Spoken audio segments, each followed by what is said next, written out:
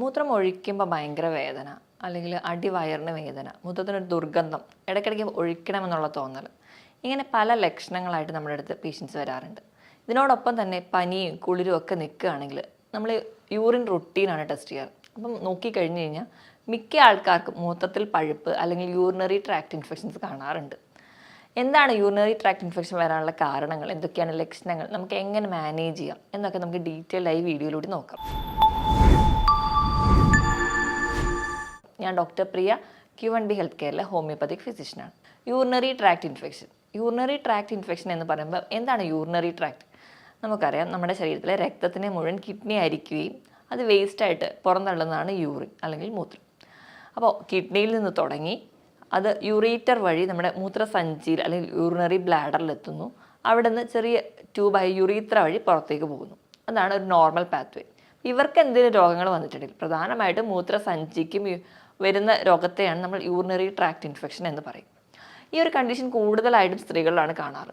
ഒരു പുരുഷന്മാരെ വെച്ചാണെങ്കിൽ ഒരു 30 മടങ്ങ് ചാൻസസ് സ്ത്രീകൾക്കാണ് കൂടുതലായിട്ടുള്ളത്. കാരണം യുറീത്രയുടെ നീളം എന്ന് പറയുന്നത് പുരുഷന്മാർക്കേക്കാളും സ്ത്രീകൾ വളരെ ചെറുതാണ്. അതുകൊണ്ട് തന്നെ പെട്ടെന്ന് ബാക്ടീരിയൽ ഇൻഫെക്ഷൻസോ അല്ലെങ്കിൽ മറ്റ് ഇൻഫെക്ഷൻസോ ഒക്കെ പെട്ടെന്ന് വരാൻ കാരണമാകും. അപ്പം ഇതാണ് പ്രധാനമായിട്ടും സ്ത്രീകൾക്ക് വരാനുള്ള കാരണങ്ങൾ. സ്ത്രീകളുടെ കേസ് എടുക്കുകയാണെങ്കിൽ ജീവിതത്തിൽ 1-2 തവണയെങ്കിലും മൂത്രത്തിൽ പഴുപ്പ് വരാത്ത ആരും തന്നെ ഉണ്ടാവില്ല. അവരുടെ ലൈഫിൽ ഏതെങ്കിലും ഒരു സ്റ്റേജിലൊക്കെ ഈ ഒരു കണ്ടീഷൻസ് വന്നിട്ടുണ്ടാവും. അപ്പം ഒന്നാമതായിട്ട് മൂത്രത്തിൽ പഴുപ്പ് വരാനുള്ള ഒരു ബേസിക് കാരണം എന്ന് പറഞ്ഞാൽ നമ്മൾ കുടിക്കുന്ന വെള്ളത്തിൻ്റെ അളവ് കുറവാണെങ്കിൽ. ഇപ്പം പൊതുവേ നമുക്കറിയാം, ചൂട് കാലത്തൊക്കെ നമുക്ക് ഒരു വിയർക്കുന്നുണ്ടെങ്കിലും കുറച്ചെങ്കിലും വെള്ളം കുടിക്കും. മഴക്കാലമാകുമ്പോൾ നമ്മുടെ വെള്ളം കുടിയുടെ അളവ് കുറയുന്നുണ്ട്. നമ്മുടെ വെള്ളം കുടിയുടെ അളവ് കുറയുമ്പോൾ മൂത്രത്തിൻ്റെ ഔട്ട്പുട്ടും കുറയും. മൂത്രത്തിൻ്റെ ഔട്ട്പുട്ട് കുറയുക എന്ന് പറയുമ്പോൾ നമ്മുടെ ശരീരത്തിൽ പല ടോക്സിൻസ് ആയിട്ടുള്ള ബാക്ടീരിയകൾ പുറത്തേക്ക് പോകുന്നില്ല. അപ്പം അത് നമുക്ക് വീണ്ടും വീണ്ടും വീണ്ടും ഇൻഫെക്ഷൻസ് ഉണ്ടാവുകയും ഈ പറഞ്ഞ ലക്ഷണങ്ങളൊക്കെ പ്രസൻറ്റ് ചെയ്യുകയും ചെയ്യും. ഇതെല്ലാം തന്നെ നമ്മുടെ ആമാശയത്തിൽ നിന്നോ കുടലിൻ്റെ ഏതെങ്കിലും ഭാഗത്തൊക്കെ ഉണ്ടാകുന്ന ഇൻഫെക്ഷൻസ്, ക്ലബ്സീലിയ, ന്യൂമോണിയ പോലെയുള്ള ഇൻഫെക്ഷൻസ് ഒക്കെ സ്പ്രെഡ് ചെയ്ത് വരാനുള്ള ചാൻസ് വളരെ കൂടുതലാണ്. ഈക്കോളയാണ് ഏറ്റവും കൂടുതൽ ഇൻഫെക്ഷൻസ് യൂറിനറി ട്രാക്റ്റിൽ ഉണ്ടാക്കുന്നത്. അപ്പോൾ ഇവയൊക്കെ കൂടുതലായിട്ട് വരാനുള്ള കാരണങ്ങളാണ്. ഇനിയിപ്പോൾ നമ്മൾ വെള്ളം കുടിക്കുന്നത് കുറവാണ്, അതുപോലെ തന്നെ നമ്മൾ മൂത്രം ഒഴിക്കുന്നത് നമ്മൾ കൂടുതലും പിടിച്ച് വെക്കട്ടെ. ഇപ്പോൾ നമ്മൾ എവിടെയെങ്കിലും യാത്ര പോവുകയാണ്, അല്ലെങ്കിൽ നമ്മൾ ജോലിക്ക് പോകുന്ന സമയത്ത് ഒക്കെ നമുക്ക് കൂടുതലും ആ ഒരു ഏരിയ നോക്കിയിട്ട് നമ്മൾ പറയും ഇപ്പോൾ വേണ്ട, വീട്ടിൽ പോയിട്ട് മൂത്രം ഒഴിക്കാമെന്ന് പറഞ്ഞ് പിടിച്ച് വെക്കുന്ന ശീലമുള്ളവരാണെങ്കിൽ ഇങ്ങനെ മൂത്രം നിൽക്കുന്നതിൻ്റെ ഭാഗമായിട്ട് നമുക്ക് മൂത്രത്തിൽ പഴുപ്പ് പെട്ടെന്ന് വരാം. ഇതല്ലാതെ തന്നെ എന്തെങ്കിലും സ്റ്റോണൊക്കെ ഉണ്ട് കിഡ്നിയിൽ, അപ്പോൾ നമ്മുടെ ആ അല്ലെങ്കിൽ യൂറിറ്ററിലോ എവിടെയെങ്കിലുമൊക്കെ ഒരു സ്റ്റോൺ ഉണ്ടെങ്കിൽ ആ ഒരു സ്റ്റോൺ ഈ ഒരു യൂറിൻ്റെ ഔട്ട്ഫ്ലോ ബ്ലോക്ക് ചെയ്യും. അത് ഇൻഫെക്ഷൻസിൽ വരാൻ ചാൻസ് ഉണ്ട്.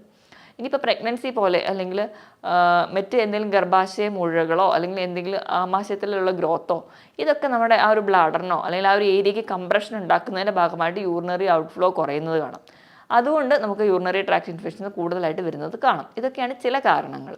ഇതോടൊപ്പം തന്നെ ഇപ്പോൾ സ്ത്രീകളിൽ ഈ ഗർഭാശയ മുഴകൾ പോലെ തന്നെ പുരുഷന്മാരിലാണെങ്കിൽ ചാൻസ് വളരെ കുറവാണ്. എന്നാലും വരികയാണെങ്കിൽ പ്രോസ്റ്റേറ്റ് എൻലാർജ്മെൻറ്റ് അല്ലെങ്കിൽ പ്രോസ്റ്റേറ്റ് ഗ്രന്ഥിക്കൊക്കെ വീക്കമുള്ള പുരുഷന്മാർക്കും ഇങ്ങനെ റിക്കറൻ്റ് ആയിട്ട് ഇൻഫെക്ഷൻസ് വരാം. ഇപ്പോൾ സ്ത്രീകളിൽ അതുകൂടാതെ തന്നെ യോനി ഭാഗത്തിൽ വജൈനൽ ഇൻഫെക്ഷൻസോ വെള്ളപ്പോക്ക് പോലെയുള്ള ബുദ്ധിമുട്ടുള്ളവർക്കും ഈ UTIയുടെ ലക്ഷണങ്ങളോ അല്ലെങ്കിൽ UTI ഒക്കെ നമുക്ക് കാണിക്കാറുണ്ട്.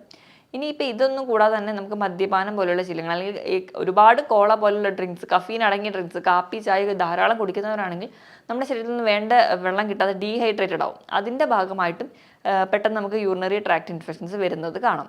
ഇനി ഇതല്ലാതെ തന്നെ വൃക്കയിൽ മറ്റ് രോഗങ്ങൾ എന്തെങ്കിലും ഉള്ളവരാണെങ്കിൽ, പാരമ്പര്യമായിട്ട് വൃക്കയ്ക്ക് ഇൻഫെക്ഷൻസോ അങ്ങനെ എന്തെങ്കിലും രോഗങ്ങളുള്ളവർ അല്ലെങ്കിൽ പ്രമേഹ രോഗികളിൽ ഒരുപാട് പേരിലും കാണുന്ന ഒന്നാണ് മൂത്രത്തിൽ പഴുപ്പ് വരുന്നത്. കാരണം പ്രമേഹ രോഗികളുടെ ബ്ലഡ് എടുക്കുകയാണെങ്കിൽ അതിൽ ഗ്ലൂക്കോസ് കണ്ടന്റ് വളരെ കൂടുതലാണ്. അപ്പോൾ 1-2 ബാക്ടീരിയ കയറിയാൽ മതി, അത് പെട്ടെന്ന് ഈ ഒരു ഗ്ലൂക്കോസ് എടുത്ത് മൾട്ടിപ്ലൈ ചെയ്യുകയും അത് പെട്ടെന്ന് നമുക്ക് ഇൻഫെക്ഷൻസ് ഉണ്ടാവുകയും ചെയ്യും. അപ്പോൾ അവർക്ക് ഇൻഫെക്ഷൻ ഉണ്ടാകുമ്പോൾ തന്നെ ചിലപ്പം അവരെ തന്നെ അറിയാതെ പോകും, ആ ഒരു വേദന, ഒരു സെൻസേഷനൊന്നും അറിയില്ല. അതുപോലെ തന്നെയാണ് അവർക്ക് ഈ പ്രമേഹ രോഗികൾക്ക് ഈ നാഡികളെ ഒരുപാട് ബാധിച്ചു കഴിഞ്ഞിട്ടുണ്ടെങ്കിൽ യൂറിനറി ബ്ലാഡറിൽ നിന്ന് മൂത്രം നിറഞ്ഞു എന്നൊരു സിഗ്നൽ യുറീത്രയിലോട്ട് എത്താതെ വരികയും അല്ലെങ്കിൽ നമ്മുടെ തലച്ചോറിലോട്ട് പോവാതെ വരികയും നമുക്ക് മൂത്രം ഒഴിക്കണം എന്നുള്ളൊരു തോന്നലുണ്ടാവില്ല. അങ്ങനെ തോന്നലില്ലാത്തത് കൊണ്ട് തന്നെ മൂത്രം ഒഴിക്കാതെ വരികയും അത് കെട്ടിക്കിടന്നിട്ടും അങ്ങനെ ഒരു കണ്ടീഷനും ഉണ്ടാവാറുണ്ട് ഈ പ്രമേഹ രോഗികൾക്ക്. അവർക്ക് നാഡിയൊക്കെ ബാധിക്കുന്ന ഒരു സ്റ്റേജ് എത്തുകയാണെങ്കിൽ. അപ്പം ഇതൊക്കെയാണ് നോർമലി ഒരു ഇൻഫെക്ഷൻസ് വരാനുള്ളൊരു ചാൻസസ്. അപ്പം മൂത്രത്തിൽ പഴുപ്പ് വരാനുള്ള കാരണങ്ങൾ എന്തൊക്കെയാണെന്ന് ഞാൻ പറഞ്ഞു. ഇനി നമുക്ക് ലക്ഷണങ്ങളോട്ട് വരികയാണെങ്കിൽ മൂത്രം ഒഴിക്കുമ്പോൾ ഭയങ്കര വേദനയായിരിക്കും, ഡിസ്യൂറിയ എന്ന് പറയും. അതുകൊണ്ട് ഫ്രീക്വൻ്റ് ആയിട്ട് മൂത്രം ഒഴിക്കാനുള്ള തോന്നൽ, മൂത്രം ഒഴിക്കാനൊന്നും ഉണ്ടാവില്ല പക്ഷെ ഭയങ്കരമായിട്ട് മൂത്രം ഒഴിക്കണം എന്നുള്ളൊരു തോന്നൽ അവർക്ക് തോന്നാറുണ്ട്. എപ്പോഴും പോവും, ബാത്റൂമിലൊക്കെ പോകും, പക്ഷേ മൂത്രം പോവില്ല. അതുപോലെ അടിവയറിന് ഭയങ്കരമായ വേദന, നമ്മൾ മസിൽ പെയിൻ പോലെയൊക്കെ അതികഠിനമായ വേദന പ്രസൻറ്റ് ചെയ്യുന്നത് കാണാം. ഇനി അടിവയറിന് വേദനയോടൊപ്പം തന്നെ അവർക്ക് ശരീരമാസകലം വേദന, ഭയങ്കരമായിട്ട് പനി ഉണ്ടാവും. കൂടുതൽ പനി എന്ന് പറഞ്ഞിട്ടുണ്ടെങ്കിൽ രാത്രിയായിരിക്കും. അതുപോലെ തന്നെ നല്ല വിറയലെന്ന് പറഞ്ഞാൽ ആ പേഷ്യൻ്റ് ചിലപ്പോൾ കംപ്ലയിൻറ്റ് ചെയ്യുന്നത് അവരുടെ കൈയും കാലും എടുത്തിട്ട് അടിക്കുന്ന പോലെ അവർ വിറയ്ക്കും. അവർക്ക് 1 2 ഒരു കട്ടിയുള്ള പുതപ്പ് തന്നെ മതിയാവും. അത്രയ്ക്ക് അധികമായിരിക്കും അവർക്ക് കുളിരും വിറയലുമായിട്ട് പ്രസൻറ്റ് ചെയ്യാറ്. ഇനി മൂത്രം എടുക്കുന്ന കേസ് എടുക്കുകയാണെങ്കിൽ നല്ല കലങ്ങിയായിരിക്കും പോവുക, നല്ല ഡാർക്ക് കളേർഡ് ആയിരിക്കും, കോൺസെൻട്രേറ്റഡ് ആയിരിക്കും, അതുപോലെ തന്നെ ദുർഗന്ധമായിട്ട് പ്രസൻറ്റ് ചെയ്യാറുണ്ട്. ഇതൊക്കെയാണ് യൂറിനറി ട്രാക്ട് ഇൻഫെക്ഷൻ വരുന്നവരിൽ കാണിക്കുന്ന ലക്ഷണം. ഇപ്പോൾ ഇത്രയും അധികം ഫീച്ചേഴ്സ് ഉണ്ടെങ്കിലും നമ്മൾ വിചാരിക്കും അല്ലെങ്കിൽ മൂത്രത്തിൽ പഴുപ്പ് എന്ന് പറയുമ്പോൾ ചെറിയൊരു കണ്ടീഷൻ ആണെങ്കിലും അത് കഠിനമായി നമുക്ക് ക്ഷീണം ഉണ്ടാക്കുന്ന ഒരു കണ്ടീഷൻ. കാരണം നമ്മുടെ ശരീരത്തിലെ ബാക്ടീരിയയുടെ ഗ്രോത്ത് ദിവസം ചെല്ലുന്തോറും മൾട്ടിപ്ലൈ ചെയ്തുകൊണ്ടേയിരിക്കും. പെട്ടെന്നായിരിക്കും ആ ഒരു ബാക്ടീരിയൽ ഗ്രോത്ത് കൂടി വരിക. അപ്പോൾ നമുക്ക് ബാക്കിയുള്ള ഫീച്ചേഴ്സൊക്കെ ബുദ്ധിമുട്ടാകും. നമ്മുടെ ബാക്കി ജനറൽ ഫീച്ചേഴ്സായിട്ട് ഉള്ള കാര്യങ്ങൾക്കൊക്കെ ബുദ്ധിമുട്ട് വരുന്നത് കാണാം. ഇനിയിപ്പോൾ ഈ പനിയുടെ കേസ് എടുക്കുകയാണെങ്കിൽ നമുക്ക് നോർമലി നമുക്കറിയാം വൈറലോ അങ്ങനെ എന്തെങ്കിലും പനികളൊക്കെ ആണെങ്കിൽ അതിൻ്റെ കൂടെ തന്നെ നമുക്ക് ജലദോഷം അല്ലെങ്കിൽ ചുമ പോലെയുള്ള ഫീച്ചേഴ്സ് ഉണ്ടാവാറുണ്ട്. പക്ഷേ ഈ ഒരു കേസിൽ പനി വരുമ്പോൾ നമുക്ക് ബോഡി പെയിൻ ഉണ്ട് എന്നല്ലാതെ വേറെ അപ്പർ റെസ്പിറേറ്ററി ട്രാക്ട് ഇൻഫെക്ഷൻസ് ഒന്നും കാണിക്കില്ല. അപ്പോൾ തന്നെ നിങ്ങൾ സംശയിക്കണം അവിടെ ഒരു UTI ഉണ്ടോ എന്ന്. അപ്പോൾ തന്നെ നിങ്ങൾ യൂറിൻ ടെസ്റ്റ് ചെയ്യുക അല്ലെങ്കിൽ അടുത്ത് തന്നെ ഒരു ഡോക്ടറെ തന്നെ കൺസൾട്ട് ചെയ്യാണ് വേണ്ടത്. ഇതോടൊപ്പം തന്നെ ഓക്കാനം, ഛർദിൽ, വായിൽ ഒരു ടേസ്റ്റ് ഇല്ലാത്ത പോലെ, ഭക്ഷണത്തിനോട് ഒരു വിരോധം, ഇങ്ങനെയൊക്കെയുള്ള സിംറ്റംസ് കൂടെ കാണിക്കാറുണ്ട്. അപ്പോൾ ഇങ്ങനത്തെ ലക്ഷണങ്ങളൊക്കെ ആയിട്ട് പ്രസൻറ്റ് ചെയ്യുകയാണെങ്കിൽ നിങ്ങൾ എത്രയും പെട്ടെന്ന് ഡോക്ടറുടെ കൺസൾട്ടേഷൻ എടുക്കണം. അപ്പോൾ ഇങ്ങനെ ചിലർക്ക് എന്ന് പറഞ്ഞാൽ ഈ റെക്കറൻ്റ് ആയിട്ട് UTI വരും. ഇങ്ങനെ റെക്കറൻ്റ് ആയിട്ട് UTI വരുന്നവരാണെങ്കിൽ ഇപ്പോൾ പ്രഗ്നൻസിയുടെ കേസിലൊക്കെ ഒരുപാട് നമുക്കിങ്ങനെ വരുന്നത് തന്നെ നമുക്ക് ആ ഒരു കുഞ്ഞിന് അത് ദോഷമാണ്. അപ്പം ഇങ്ങനെയൊക്കെ വരുന്നവരാണെങ്കിൽ മാക്സിമം അതിൻ്റെ ഒരു പ്രിവെൻഷനാണ് എടുക്കേണ്ടത്. അപ്പം ഒരു കണക്ക് പറയുകയാണെങ്കിൽ വർഷത്തിൽ ഒരു 3 തവണ അല്ലെങ്കിൽ 6 മാസത്തിലൊക്കെ 2 തവണ കൂടുതലായിട്ട് ഇങ്ങനെ ഇൻഫെക്ഷൻസ് വന്നുകൊണ്ടിരിക്കുന്നവരാണെങ്കിൽ നിങ്ങൾ മറ്റ് പരിശോധനകളൊക്കെ ചെയ്യേണ്ടതാണ്. അതായത് കിഡ്നിയുടെ മറ്റ് ടെസ്റ്റുകളൊക്കെ ചെയ്യണം. കാരണം റെക്കറൻ്റ് ആയിട്ട് ഇങ്ങനെ ഇൻഫെക്ഷൻസ് നിൽക്കുകയാണെങ്കിൽ ഈ ഒരു ഇൻഫെക്ഷൻ അസെൻഡ് ചെയ്ത് യൂറീത്രയിൽ നിന്ന് മുകളിലോട്ട് കയറിയിട്ട് കിഡ്നിക്ക് വരാം. കിഡ്നിക്ക് വന്നിട്ടുണ്ടെങ്കിൽ കിഡ്നിക്ക് മറ്റ് ഇൻഫെക്ഷൻസ് വന്ന് പൈലോനെഫ്രൈറ്റിസ് പോലെയുള്ള കണ്ടീഷനോ അല്ലെങ്കിൽ കിഡ്നി കംപ്ലീറ്റ് ഡാമേജിലോട്ടൊക്കെ പോകാം. ചിലപ്പോൾ നമ്മൾ നിസ്സാരമായി കാണുന്ന ഈ ഒരു കണ്ടീഷൻ തന്നെ വെച്ചുകൊണ്ടിരിക്കുമ്പോഴായിരിക്കും അല്ലെങ്കിൽ ഈ ഒരു കണ്ടീഷനിൽ നിന്നാണ് പലരും പ്രമേഹം പോലുള്ള രോഗങ്ങൾ ഉണ്ട് എന്ന് തന്നെ തിരിച്ചറിയാറ്. അല്ലെങ്കിൽ മറ്റ് കിഡ്നി കണ്ടീഷനിലൂടെ എത്തുമ്പോഴാണ് ചിലപ്പോൾ നമ്മൾ തന്നെ അറിയുക ഈ റെക്കറൻ്റ് ആയിട്ടുള്ള UTI ആണ് ഇതിനൊക്കെ കാരണമെന്ന്. അപ്പം നമ്മളൊരു ഡോക്ടറെ അടുത്ത് ചെന്നിട്ടുണ്ടെങ്കിൽ നമ്മൾ ആദ്യം തന്നെ ഇൻവെസ്റ്റിഗേഷന് വിടുകയാണെങ്കിൽ നമ്മൾ ആദ്യം യൂറിൻ റുട്ടീനാണ് ചെയ്യാറ്. യൂറിൻ റുട്ടീൻ ചെയ്യുന്ന സമയത്ത് അതിൽ പസ് സെൽസ്, എപ്പിത്തീലിയൽ സെൽസ്, ആൽബുമിൻ എന്നൊക്കെ പറഞ്ഞ് കാണിക്കാറുണ്ട്. പസ് സെൽസ് വളരെ സ്റ്റാർട്ടിങ് സ്റ്റേജ് ആണെങ്കിൽ പസ് സെൽസ് ഒന്നും അധികം കാണിക്കാറില്ല. പക്ഷെ ഇത് കൂടിക്കഴിഞ്ഞ് കഴിഞ്ഞാൽ ഒരു ഡ്രോപ്പ് അല്ലെങ്കിൽ 1 മില്ലി യൂറിൻ എടുക്കുകയാണെങ്കിൽ തന്നെ അതിനകത്ത് തന്നെ 1 ലാഖിൻ്റെ മുകളിലൊക്കെ തന്നെ ഈക്കോളയോ അല്ലെങ്കിൽ മറ്റ് ബാക്ടീരിയകളൊക്കെ പ്രസൻറ്റ് ചെയ്യാറുണ്ട്. അത്രയ്ക്കധികം ഇൻഫെക്ഷൻസ് ഈ ഒരു ചെറിയ ഓർഗാനിസം തന്നെ ദിവസങ്ങൾ കൊണ്ട് തന്നെ മൾട്ടിപ്ലൈ ചെയ്ത് ഉണ്ടാവാറുണ്ട്. അപ്പം ഏറ്റവും ആദ്യം നമ്മൾ യൂറിൻ റുട്ടീന് വിടും. യൂറിൻ റുട്ടീന് വിടുമ്പോൾ പസ് സെൽസോ അല്ലെങ്കിൽ എപ്പിത്തീലിയൽ സെൽസോ കാണുകയാണെങ്കിൽ ഫസ്റ്റ് സ്റ്റേജ് ഒക്കെ ആണെങ്കിൽ നമുക്ക് നല്ലപോലെ വെള്ളം കുടിച്ചു കഴിഞ്ഞാൽ തന്നെ ഒരു പരിധി വരെയൊക്കെ നമുക്ക് കൺട്രോൾ ചെയ്യാൻ പറ്റും. അല്ലാത്തൊരു കണ്ടീഷൻ ആണെങ്കിൽ നമ്മൾ മെഡിസിനൽ മാനേജ്മെൻറ്റിലോട്ട് തന്നെ പോകണം. ഇനി റെക്കറൻ്റ് ആയിട്ട് UTI വരുന്നവരാണെങ്കിൽ മറ്റ് ബ്ലഡ് ടെസ്റ്റുകൾ ചെയ്യണം, കിഡ്നി ഫംഗ്ഷൻ ടെസ്റ്റുകൾ ചെയ്യണം, USS അബ്ഡമൻ ആൻഡ് പെൽവിസ് ചെയ്യണം. കാരണം ഇങ്ങനെ റെക്കറൻ്റ് ആയിട്ട് UTI വരുന്നതിന് ഒരു കാരണം എന്ന് പറഞ്ഞിട്ടുണ്ടെങ്കിൽ മൂത്രത്തിൽ കല്ലാണ്. അപ്പോൾ ഇങ്ങനെ സ്കാൻ ചെയ്താൽ മാത്രമേ കല്ലുണ്ടോ എന്ന് തിരിച്ചറിയാൻ പറ്റുള്ളൂ. കല്ലുണ്ടെങ്കിലും ഇത് ബ്ലോക്ക് ചെയ്തിട്ട് റെക്കറൻ്റ് UTIക്ക് ചാൻസ് ഉണ്ട്. അപ്പോൾ അത് റൂൾ ഔട്ട് ചെയ്യാൻ വേണ്ടിയിട്ട് സ്കാനും ചെയ്യാറുണ്ട്, മറ്റ് പരിശോധനകൾക്ക് വിടാറുണ്ട്. ഇനി നമുക്ക് മാനേജ്മെൻറ്റ് സൈഡിലോട്ട് വരാം. അപ്പോൾ ഇത്രയും ഞാൻ ലക്ഷണങ്ങളും കാരണങ്ങളും ഒക്കെ പറഞ്ഞു. മാനേജ്മെൻറ്റ് സൈഡിൽ ഞാൻ പറയുകയാണെങ്കിൽ ആദ്യം തന്നെ ചെറിയ രീതിയിലാണ് നിങ്ങൾക്ക് ഇൻഫെക്ഷൻ എങ്കിൽ നിങ്ങൾ നല്ലപോലെ വെള്ളം കുടിക്കുക അല്ലെങ്കിൽ വീട്ടിൽ നല്ലപോലെ റെസ്റ്റ് എടുത്താൽ തന്നെ നമുക്ക് കൺട്രോൾ ചെയ്യാൻ പറ്റും. നമുക്ക് ഇൻഫെക്ഷൻസ് അഡ്വാൻസ് ചെയ്ത് പോയ കണ്ടീഷനാണെങ്കിൽ കൃത്യമായിട്ട് മെഡിസിനൽ മാനേജ്മെൻറ്റ് ആവശ്യമാണ്. മെഡിസിൻ മാനേജ്മെൻറ്റിലോട്ട് പോകുമ്പോൾ നമ്മൾ മെഡിസിൻ കഴിക്കുന്നു, നമ്മുടെ രോഗലക്ഷണങ്ങളൊക്കെ കുറയുന്നുണ്ട്. അപ്പോൾ തന്നെ നമ്മൾ മെഡിസിൻ സ്റ്റോപ്പ് ചെയ്യുകയാണെങ്കിൽ നിങ്ങൾ ഓർക്കുക നിങ്ങളുടെ യൂറിനറി ഇൻഫെക്ഷൻ, യൂറിനറി ബ്ലാഡറിൽ ഒരു ബാക്ടീരിയ അല്ലെങ്കിൽ ഒരു ഈക്കോളൈ ആണ് ഉള്ളതെങ്കിലും അത് പെട്ടെന്ന് തന്നെ വീണ്ടും മൾട്ടിപ്പിൾ ചെയ്യും. അപ്പോൾ എപ്പോഴും ഒരു ട്രീറ്റ്മെൻറ്റ് എടുക്കുമ്പോൾ യൂറിനറി ട്രാക്ട് ഇൻഫെക്ഷൻ്റെ കേസിലാണെങ്കിൽ ഒരു കോഴ്സ് കംപ്ലീറ്റ് ചെയ്യാൻ വേണ്ടി കൃത്യമായി തന്നെ ശീലിക്കുക. അങ്ങനെ ഉണ്ടെങ്കിൽ മാത്രമേ കൃത്യമായിട്ട് ആ ഇൻഫെക്ഷൻസ് കംപ്ലീറ്റ് ആയിട്ട് പുറത്ത് കളയാൻ പറ്റുള്ളൂ. ഇനി നമ്മൾ എന്തൊക്കെയാണ് ശ്രദ്ധിക്കേണ്ടതെന്ന് വെച്ചിട്ടുണ്ടെങ്കിൽ ഒന്നാമതായിട്ട് യൂറിനറി ട്രാക്ട് ഇൻഫെക്ഷൻസ് വരാതിരിക്കാൻ വേണ്ടി നമ്മൾ തന്നെ വ്യക്തി ശുചിത്വം പാലിക്കുക. അതായത് നമ്മൾ ഹൈജീൻ ആയിട്ടിരിക്കാൻ വേണ്ടി ശ്രദ്ധിക്കുക. നമ്മൾ ടോയ്ലറ്റിൽ പോയിട്ടാണെങ്കിലും വാഷ് ചെയ്യുമ്പോൾ എപ്പോഴും ഫ്രണ്ടിൽ നിന്ന് ബാക്കിലോട്ട് വാഷ് ചെയ്യാൻ വേണ്ടി ശ്രദ്ധിക്കുക.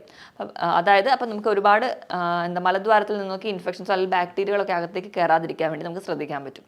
ഇപ്പോൾ അടിവസ്ത്രങ്ങളാണെങ്കിലും വെയിലത്തിട്ട് നല്ലപോലെ ഉണങ്ങിയ ശേഷം മാത്രം യൂസ് ചെയ്യുക, അല്ലെങ്കിൽ അവിടെയും ഫംഗൽ ഇൻഫെക്ഷൻസോ ബാക്ടീരിയൽ ഇൻഫെക്ഷൻസോ നിങ്ങൾക്ക് ഉണ്ടാവാനുള്ള ചാൻസ് വളരെ കൂടുതലാണ്. അപ്പം ഇതാണ് ഒന്നാമതായിട്ട് ശ്രദ്ധിക്കേണ്ടത്. പിന്നെ ധാരാളം വെള്ളം കുടിക്കുക. എപ്പോഴും നല്ലപോലെ വെള്ളം കുടിക്കുക.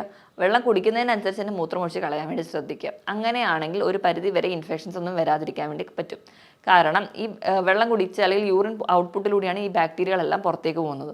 അപ്പോൾ ഒരു പരിധി വരെ നമുക്ക് ഇൻഫെക്ഷൻസ് അങ്ങനെ തടയാൻ പറ്റും.